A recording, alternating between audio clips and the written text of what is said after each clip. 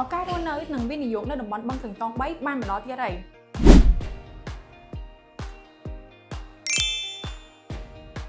យើងសូមណែនាំជាមួយនឹងគម្រោង Hashtag ទី11បឹងកេងកង3ដែលនៅលើផ្លូវ113កែជាមួយនឹងផ្លូវ390នៅក្រោយ ABA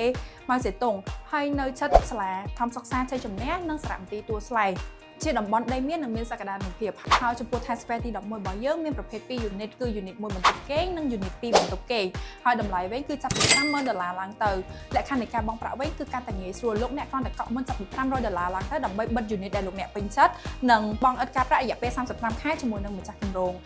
ហើយឥឡូវនេះគម្រោង Hashtag ទី11របស់ពួកយើងមាន promotion បញ្ចុះតម្លៃ 10% ចំពោះការបើកលក់ដំបូងអញ្ចឹងបើសិនជាលោកអ្នកមិនចង់ខកខានឱកាសដ៏ពិសេសនេះទេតាក់ទងមក Telegram របស់ពួកយើងឥឡូវដើម្បីទទួលបាន promotion ពិសេសនេះនិងការកក់បិទ unit